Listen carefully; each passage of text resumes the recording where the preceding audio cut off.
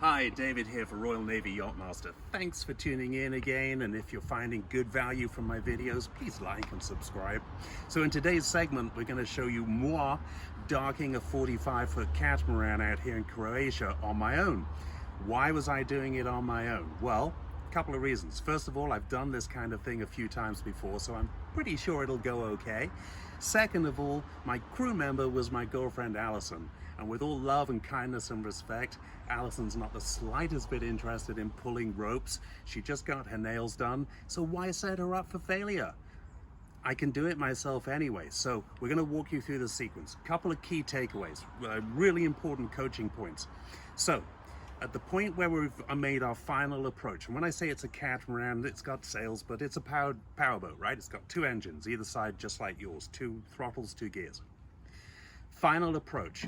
Once we come off the wheel to maneuver the boat using throttles, we're not going back on the wheel, okay? So I come off the wheel, I actually lock it, because once I start going in reverse and maneuvering, the pressure of water over the rudders can turn the rudders on their own, and now you might be fighting a rudder that's going this way when you want to spin the boat that way. So just centralize the wheel, centralize the rudders, lock it, forget it. When you're off the wheel, you're off. Second of all, a little bit of speed is your friend on final approach. 2.2 knots is perfect. If you're in a sailing boat under engine power docking, 2.2 is perfect. 1.2, too slow. You end up in a self-defeating spiral where you have less and less control. So the less control you have, the slower you go next time, and the less control you have. You can still stop your boat just fine from 2.2 knots as you would from 1.2 knots, but you just have that much more control at 2.2. So that's a key learning. Next, you'll see as we go through the sequence, I'll admit I was lucky. There was no real wind to speak of and no tide. So I was lucky, nice conditions. But you'll notice I'm relaxed. I'm making small adjustments with the engines. I'm letting the boat settle. I look around me. I evaluate my proximity to the boat next door.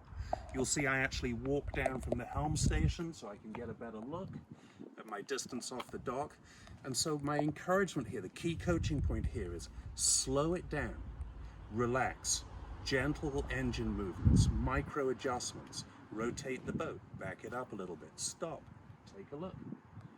I'm quite close to the boat next door, but I'm not really drifting very fast at all. So I have time, that's my point. And then above all else, you want to look cool. Yelling and shouting and running around with fenders doesn't look great. It lets everyone in the marina know that you're under stress and it's not going well for absolutely no reason. So anyway, a couple of coaching points there.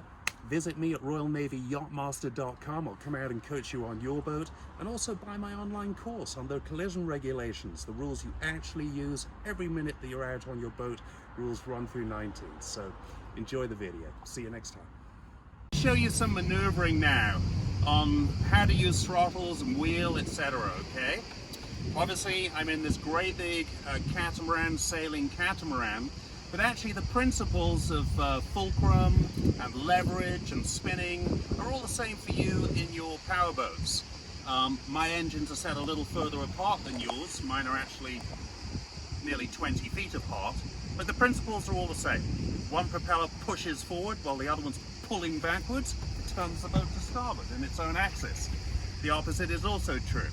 The starboard propeller pushes forward, you reverse the port propeller, pulls back and turns you to port. Now, I'm going to actually demonstrate approaching that dock over there. And to do that, so I'm going to show you how all the rudder and engine responses work. When I'm maneuvering like this, my clients have heard me say this, you come off the wheel, checking that the wheel is centralized. I have a electronic display down here. You don't want to come off the wheel with your rudders hard over. So I'm going to check that my wheel is in fact centralized. I'm going to do it manually. I know it's 1.5 turns lock to lock. So if I come back over about 3/4 of a turn, I know it's centralized, near enough. I'm then going to lock it, and now I'm on the throttles, and I'm only driving the boat on the throttles. So let's demonstrate a few things. So backwards.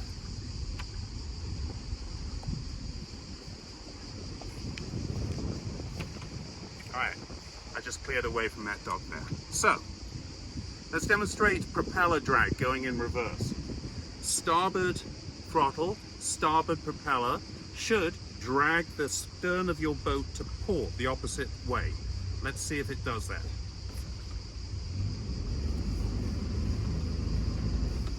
Yes, you see it drags it that way. Just reverse on that engine. You can use this to your advantage if you need to go kind of sideways. Of course, you can always increase the turn by going ahead on port engine, astern on starboard. Watch the rate of turn over the back of the boat now. Literally spinning it.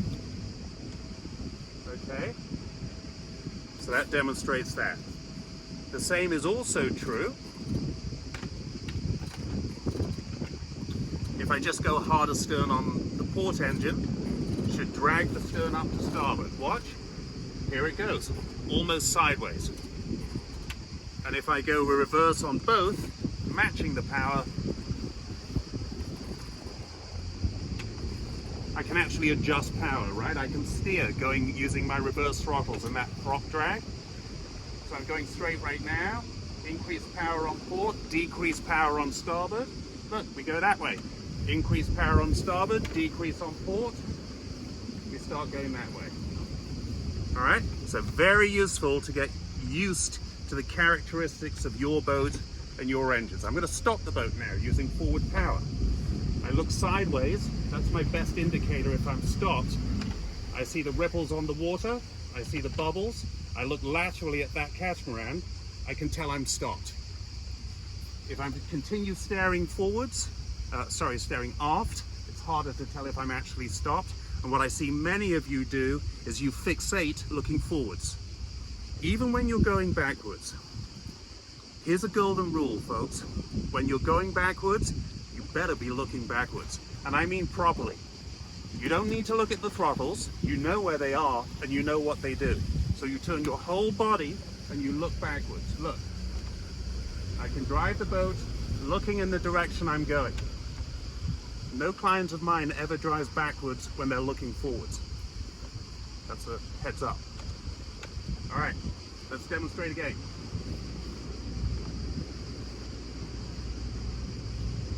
So I can drive the boat all day long looking backwards. Okay? All right, so let's demonstrate a cool maneuver. Demonstrate maneuvering just using throttles alone. Our boat now is facing in this direction, and I'm going to back it into that dock over there. So I'm going to do a 180-degree rotation. We're going to transition about 30 yards to port, and I'm going to back it up to that dock and stick it 3 feet off the dock.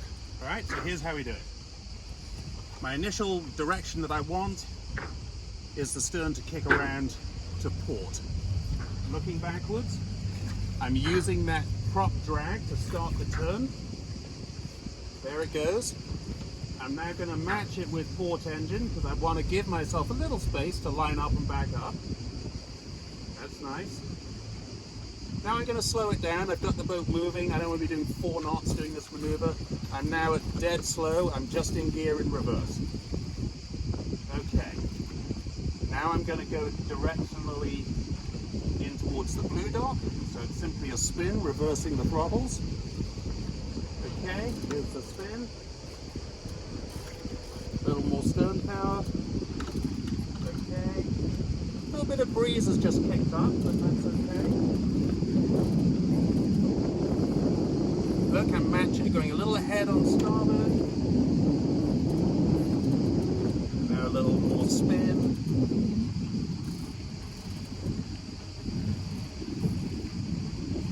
Looking in reverse all the time. Okay. Lining up nicely with the end of the dock where I want to be. This appears to be a piece of garbage. I was looking for a line coming off it, but I don't see one, so that's okay. Continuing my rotation now, it's a full rotation, using my throttles. Now here's an important point. I can't actually see the back of the boat here. And so I have to rely on stepping to the side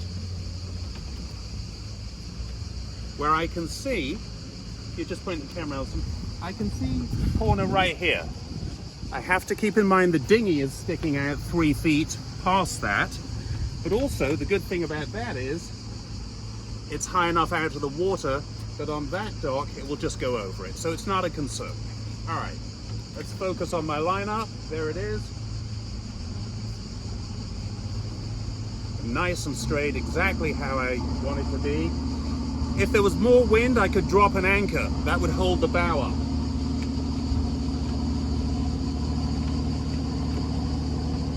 Nice and slow, gentle on the throttles, nothing more than idle speed.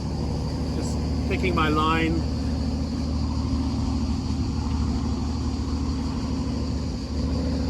Both together. Little micro adjustments here on the throttles just to keep my bow up. Keep closing the dock. Okay, here we go. Last 15 feet, I'm now both ahead, just to take it real slow. Little bit of power, looking out over the side, still going backwards a little bit. Stopped it there. I can, in slow time, go down and take a look. I know my distance off. I know that's the back of the boat. I know I'm not going to hit the dock. I don't need a fender. And so that's it. No running around, no yelling and screaming. Nice and relaxed, small throttle movements, spatial awareness. These are all the things that you can practice on your boat. And remember the key thing of all? Once I'm off the wheel, I'm not going back. So thanks for tuning in. Hope that was helpful. Find me at royalnavyyachtmaster.com and hire me to come out on your boat and coach you just like that, the Royal Navy way.